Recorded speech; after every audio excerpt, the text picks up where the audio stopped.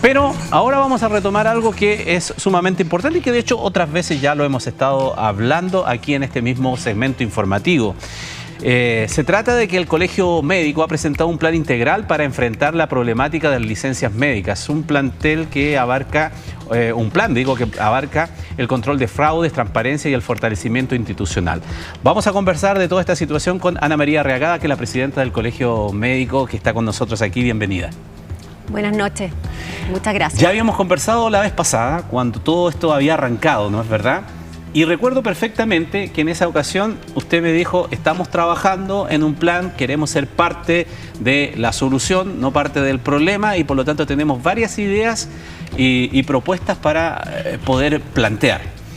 ¿A qué han llegado? ¿A qué han arribado? Bueno, hemos arribado luego de un largo camino y un trabajo que incluyó también una consulta a nuestros colegiados, revisión de experiencia extranjera y trabajo de expertos también.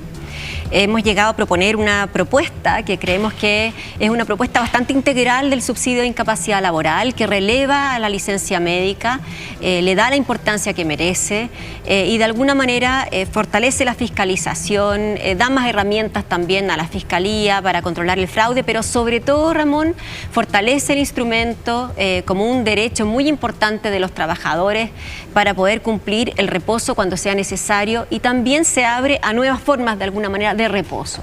Así que nosotros creemos que es una buena propuesta, tiene 7 ejes, un eje en la formación, un eje en la ética, resguarda el pago más oportuno de la licencia, facilita el trayecto para el pago de una licencia, lo homogeneiza. Y también tiene algunas propuestas interesantes en términos de eliminar los días de no pago y introducir un poco más la figura también del empleador. Ya, vamos por partes. Por ejemplo, ¿cuál de todas esas medidas quizá es la más innovadora desde su punto de vista?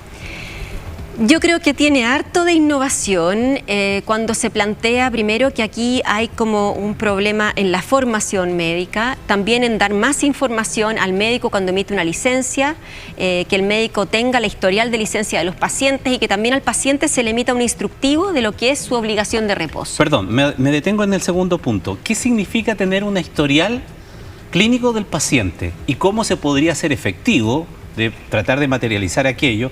Porque yo puedo visitarlo a usted como médico, puedo visitar a un médico en otro centro asistencial, en otra ciudad, cómo se recopila esa información, cómo se puede hacer, pero más que nada, ¿para qué le serviría en el sentido de ser más eficiente en este tema de extender una licencia médica correcta? A nosotros nos parece que es información relevante, sobre todo para proteger el mismo acto de emisión de la licencia, conocer el historial de licencias, no el historial clínico, el historial de licencias, protegiendo la confidencialidad de un paciente que consulta. Por ejemplo, si usted me viene a ver a mí y me dice que está enfermo hace 3 semanas, yo veo su historial de licencia y aparecen 8 licencias en los últimos 6 meses, yo inmediatamente sé que hay algo en la historia que usted no me contó o que a mí me faltó preguntar. Y creemos que es un elemento importante. Hoy día hay 2 empresas que son los operadores de las licencias. Nosotros creemos que debiera existir un solo operador y bastante más inexpugnable, pero incluso con los 2 que tenemos hoy día es algo en lo cual se puede avanzar desde el punto de vista de la interoperabilidad. ¿Y tecnológicamente se puede hacer eso? Tecnológicamente se puede hacer, incluso, Ramón, en el momento, o sea, en el tiempo en que nosotros nos hemos demorado en hacer esta propuesta, hay algunas cosas que ya la Suceso ha implementado, de las que nosotros, por ejemplo, sugerimos. Nosotros pedimos prohibir la autoemisión, también avanzar en detener lo que es la emisión de licencias desde el extranjero, que no sea posible emitir una licencia estando en el extranjero, salvo algunas excepciones. Porque es importante en la práctica médica, sobre todo, pueden haber protocolos, guías, en fin, pero siempre es importante abrir el espacio a alguna excepción y que quede bien claro cuáles son esas excepciones. Ahora, para cerrar el punto respecto del historial, es buena la aclaración que usted señala, que está hablando de un historial de licencias médicas, no de la ficha clínica de la persona, porque se entiende que ahí se vulnerarían los derechos del paciente, que revelar su historial médico tiene que ser bajo su consentimiento. Exactamente. Es el comportamiento un poco, o el número de licencias que ese paciente ha tenido en el último tiempo. La verdad que son todas cosas que a nosotros han ido apareciendo en la medida que ha aparecido como esta situación tan compleja, ¿no? En que se han levantado como espacios de sospecha, y nosotros creemos que la transparencia, la información oportuna permite manejar eso e ir disminuyendo ese grado de sospecha de un acto clínico que en la mayoría de los casos se trata de un acto bien hecho, de una emisión bien emitida, de una licencia médica. Nosotros también creemos que es importante nuevamente revisar las normas de reposo y estandarizar el reposo para cada enfermedad. Y también en ese sentido ir a reformular el decreto 7, que es un decreto bien importante que está en la suceso y que ordena también y protocoliza los días de reposo que son comprensibles para una determinada enfermedad. Estandarizar no va en contra del criterio o por la libertad, el uso criterioso y responsable del profesional de acuerdo a circunstancias que todas son distintas en una patología. Por supuesto, pero la licencia ofrece un espacio para explicar. Y de hecho hay un espacio en que el médico puede explicitar por qué está dando más días de licencia. Y por último, si esos días de licencia se salen de lo esperable para esa especialidad y si incluso el médico tiene un patrón de emisión de licencia un poco distinto, nosotros somos partidarios de que la fiscalización siga existiendo. De buena manera, con buenos instrumentos y que ojalá, por ejemplo, las licencias que se empiezan a prolongar, el colegio está planteando que a las 52 semanas por obligación tenga que ver una evaluación médica de esa licencia para ver si no se está configurando, por ejemplo, una situación de incapacidad laboral. Yeah. Pero en eso creemos que es importante que entren a la CONPIN fiscalizadores que sean médicos con la misma especialidad de la licencia que están objetando, Ramón, y que creemos que es algo que ahora no se da. Y muchas veces, claro, la licencia quien la objeta es un médico que no tiene la especialidad de quien la emitió. Y eso... ¿Lo ve viable? ¿Lo ve posible? ¿Ha sociabilizado alguna de estas cosas que parecen tener mucha lógica con las autoridades como para ver una recepción que haya a esto? ¿O en el Parlamento que tenga que ser también si es que necesita algún ajuste de carácter legal? Mire, es una preocupación del Ministerio y en concreto de esta ministra la falta de médicos en los espacios de la autoridad sanitaria. Nosotros cuando hemos conversado con ella, ella ha dicho nos faltan más médicos en la Ceremi, nos faltan más médicos en la CONPIN. Y nosotros tenemos una trayectoria médica que es bien amplia, desde un doctor que empieza a trabajar o una médica que empieza a trabajar y una que está viviendo ya el final de su trayectoria. En ese final de la trayectoria tenemos un grupo de médicos que dejan de hacer turnos, por ejemplo. Y hemos recibido incluso iniciativas de varios médicos que dicen yo me integraría a trabajar a una CONPIN para evaluar a mis pares, porque creo que tengo la experiencia para hacerlo, porque ya estoy cansado de hacer turnos, porque ya fui cirujano 30 años. Entonces nosotros creemos que hay espacio para favorecer que los médicos ocupemos esos espacios que hoy día son tremendamente importantes porque perfectamente pueden trabajar y pueden aportar, por ejemplo, evaluando las licencias médicas, evaluando las condiciones de capacidad o discapacidad de una persona y favoreciendo que este instrumento vuelva a ser lo que debió ser siempre, una herramienta para permitir el reposo de los pacientes. Y en este aspecto en concreto, en este punto, ¿la propuesta es válida o viable solo para el sector público o también para la salud privada, hacerle exigible, algo así? Nosotros creemos que es importante que hoy día, más que trabajo público o privado, los pacientes que están en FONASA o en ISAPRE tengan una situación un poco más pareja. Una de las propuestas nuestras, por ejemplo, ordena el trayecto que sigue un paciente desde que le dan una licencia hasta que se le pagan. Un trayecto que es bien tortuoso, sobre todo para los pacientes que están en ISAPRE. Las ISAPRES tienen muy pocos días para pronunciarse sobre la pertinencia de una licencia y lo que hacen muchas veces es que entran como rechazando. Nosotros creemos que los plazos debieran ser similares para quienes están en FONASA o en ISAPRE, que el trayecto debiera ser más corto, más fácil y que debiera haber un compromiso de los entes pagadores para pagar esa licencia en un tiempo acotado y si no, debieran tener también la posibilidad de ser multadas por eso.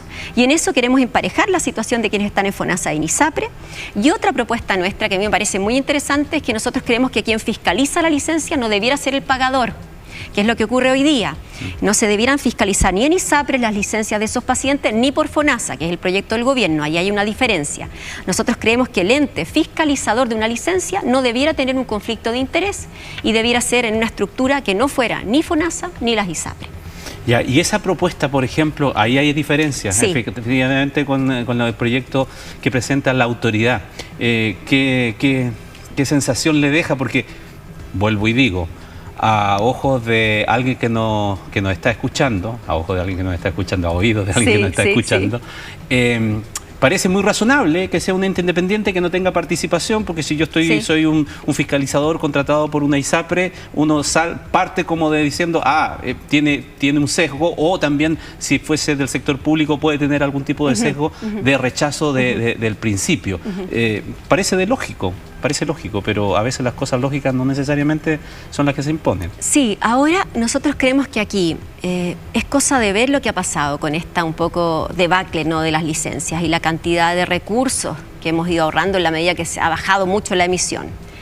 Otro punto importante es que las fiscalías controlen el fraude. Nosotros creemos que tienen que tener más herramientas para eso. En la medida que usted haga eso, Ramón, probablemente va a ir disminuyendo el costo de licencia y eso va a permitir, por supuesto, fortalecer la fiscalización. Hoy día no hay ninguna duda para el Ministerio, incluso para el gobierno que venga, que aquí va a tener que haber una inversión fuerte en dotar a las instituciones fiscalizadoras de más personal, de capacidad de interoperabilidad, de capacidad instalada informática también. Estas cosas no salen gratis, digamos.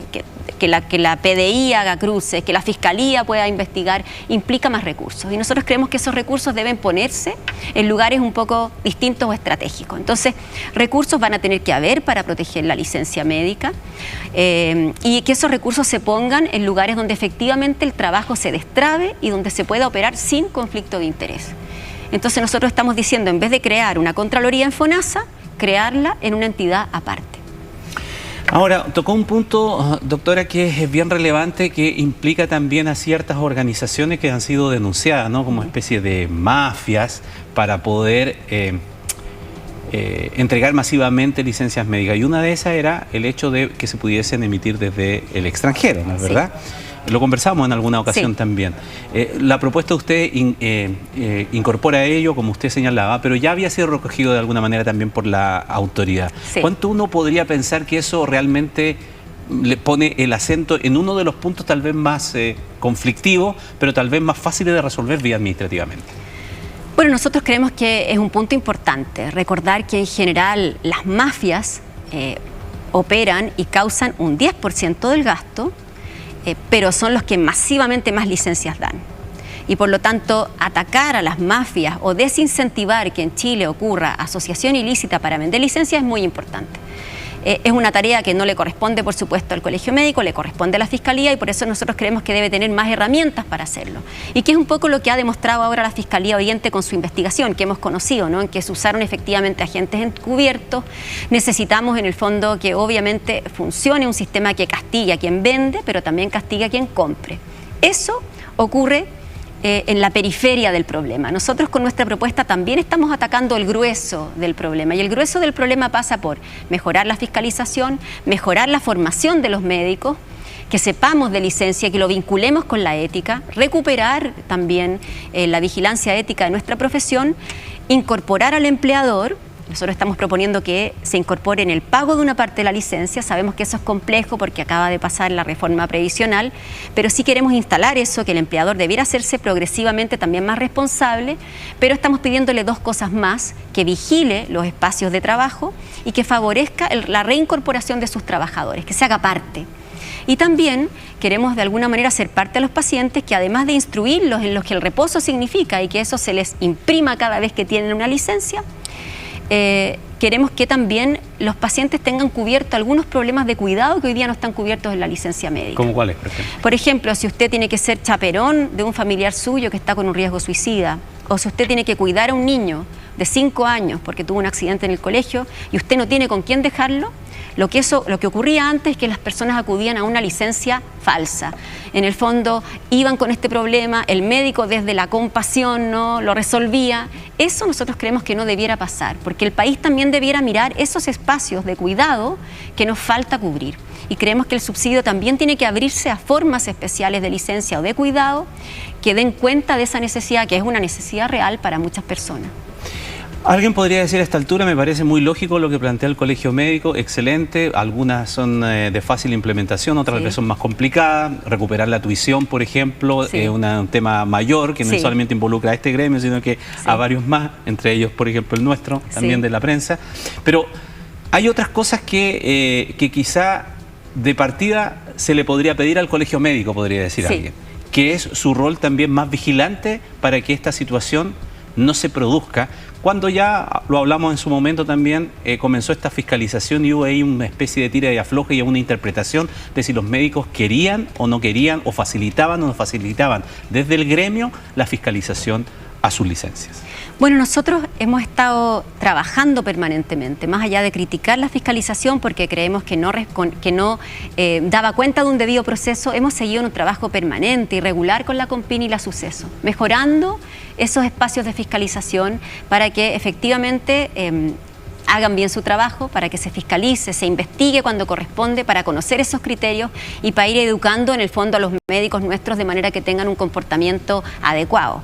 Además, el Colegio Médico organizó un curso para licencia médica para estudiantes y médicos que tuvo más de 6.000 inscritos y por lo tanto estamos haciendo capacitación.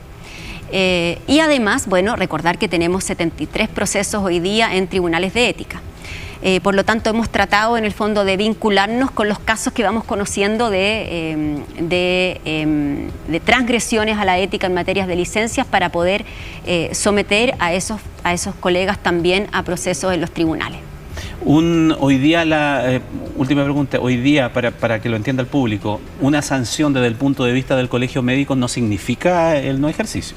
No, nosotros podemos expulsar a alguien de nuestra orden. Esa es la máxima sanción y es lo que arriesgan los casos que han sido sometidos a tribunales de ética por cosas graves como dar licencia estando con licencia, vale decir trabajar en un lado mientras se está licencia en otro, o también emitir licencias falsas o viajar con licencia. Esos colegas lo que arriesgan es la máxima sanción que es ser expulsados de la orden. Pero nosotros cuando perdimos la tuición ética en conjunto con otros colegios profesionales, perdimos la capacidad de realmente tomar un juicio sobre nuestros pares y poder, por ejemplo, evitar que alguien siga siendo médico, ¿sí? Eso es algo que hoy día el colegio no puede hacer y somos casi el único país de Occidente que no tiene eso, que es el control ético entre pares. Entonces nosotros estamos trabajando con otros colegios profesionales, creemos que es el momento de cumplir con los pasos legales que hay que seguir para que podamos tener efectivamente entidades independientes, probablemente con miembros, algunos de ellos que sean miembros propuestos por el colegio, pero que den garantías a la sociedad de que existe un justo y adecuado control de las profesiones. Doctora Ana María Arriagada, presidenta del Colegio Médico, gracias por conversar esta tarde con nosotros. Que esté bien. Muchas gracias, Ramón, a usted y a los televidentes. Momento de hacer una pequeña pausa, no se vaya, regresamos de inmediato.